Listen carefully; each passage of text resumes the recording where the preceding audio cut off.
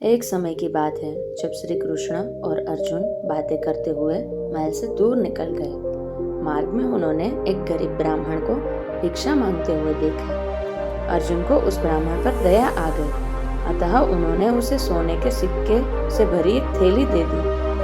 ब्राह्मण बहुत प्रसन्न हुआ और वो सिक्के लेकर घर चल दिया। जंगल के रास्ते में उसे एक चोर मिल गया जिसने उसके सारे सिक्के लूट लिए। ब्राह्मण बहुत दुखी हुआ, मेरा भाग्य ही खराब है, यह कहता हुआ और भाग्य को कोसता हुआ ब्राह्मण पुनः भिक्षा मांगने आ गया। अगले दिन जब अर्जुन और कृष्ण उधर से गुजर रहे थे तो उन्होंने फिर से उस ब्राह्मण को भीख मांगते देखा। वो उसके पास पहुंचे तो उन्हें चोर की बात पता चली। अर्जुन ने फिर से उस पर दया करते हुए एक बड़ा सा हीरा दे दिया। ब्राह्मण घर पहुंचा, उसने हीरा एक पुराने घड़े में रख दिया जिसका प्रयोग नहीं होता था और सोने चला गया। अगले दिन ब्राह्मण के उठने के पहले ही उसकी पत्नी पानी भरने नदी की ओर गई। पानी भर के लाते समय उसके हाथ से घड़ा फिसल कर गिर गया और टूट गया। ब्राह्मण की पत्नी को याद आया कि घर में एक पुराना घड़ा है जिसका प्रयोग नहीं होता। उसने सोचा क्यों न उसी में पानी भर के लाया जाए। वो घर आई, घड़ा उठाया और वापस पानी भरने चल दी। नदी में जब उसने घड़ा डुबोया तो हीरा घड़े से निकलकर पानी में बह गया। जब वो घर आई तो उसने देखा ब्राह्मण पूरे घर में कुछ खोजता फिर रहा है। ब्राह्मण ने जब अपनी पत्नी के हाथ में उस घड़े को देखा और घड़े में सिर्फ पानी भरा हुआ देखा तो वह समझ गया कि क्या हुआ होगा। हताश निराश ब्राह्मण पुनः अगले दिन भीख मांगने उसी स्थान पर पहुंचा। संयोग की बात, अर्जुन और कृष्ण कहीं से लौट रहे थे। उनका ध्यान फिर उसी ब्राह्मण की तरफ गया। उत्सुकतावश वो उसके पास पहुंचे और उससे पूछा कि अब आपको भीख मांगने की क्या आवश्यकता पड़ गई। ब्राह्मण ने फिर अपनी राम कहानी सुनाई। उसकी दुर्भाग्यपूर्ण कहानी सुनकर अर्जुन श्री कृष्ण से बोले, इस आदमी की किस्मत में सुख समृद्धि लिखी ही नहीं है। मुझे नहीं लगता अब मैं और इसकी मदद कर पाऊंगा। श्री कृष्ण कुछ बोले नहीं, बस उन्होंने उस ब्राह्मण को 2 पैसे दिए। ब्राह्मण ने वो पैसे लिए और घर चला गया। ब्राह्मण के जाने के बाद अर्जुन बोले, जब मेरा इतना सोना हीरे देने पर उसका कुछ भला नहीं हुआ तो आपके दिए हुए 2 पैसे से उसका क्या भला होगा। श्री कृष्ण मुस्कुराए और बोले, देखते हैं क्या होता है। ब्राह्मण अपने भाग्य को कोसता हुआ घर जा रहा था। रास्ते में उसने एक मछुआरे को देखा जो कि एक ताजी बड़ी मछली पकड़कर ले जा रहा था। मछली उसके जाल में तड़फड़ा रही थी और छूटने के लिए प्रयास कर रही थी।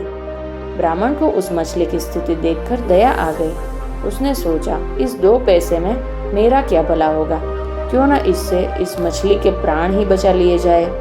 ब्राह्मण ने वह मछली खरीदी और उसे पुनः नदी में डालने चल पड़ा।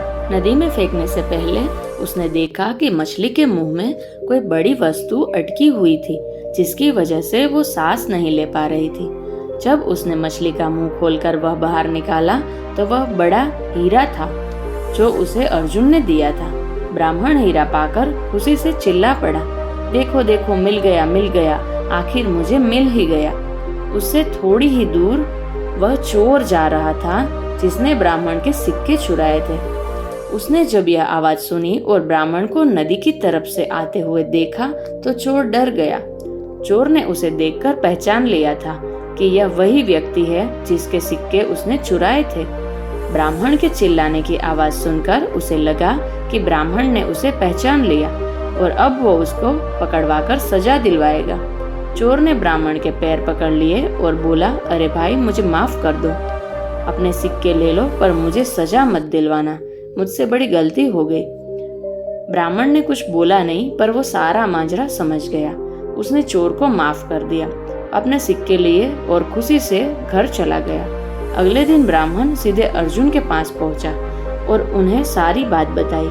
ब्राह्मण ने अर्जुन को धन्यवाद दिया और चला गया। उसके जाने के बाद अर्जुन श्री कृष्ण से बोले, हे प्रभु, यह क्या चमत्कार है। मेरे सिक्के और हीरे तो उसकी सहायता नहीं कर पाए पर आपके दिए 2 पैसे ने कमाल कर दिया।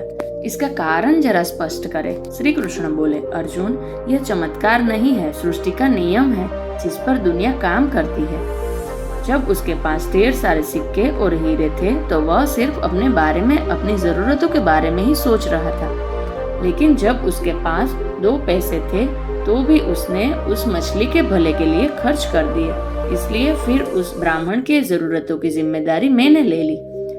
अर्जुन, सत्य तो यह है कि जब तुम किसी दूसरे व्यक्ति के दुख दर्द से द्रवित होते हो या अपने सिवा किसी और की जरूरतों की चिंता करते हो, उन लोगों के दुख दूर करने और उनकी जरूरतें पूरा करने का प्रयास करते हो, तो तुम भगवान के कार्य में हाथ बटा रहे होते हो।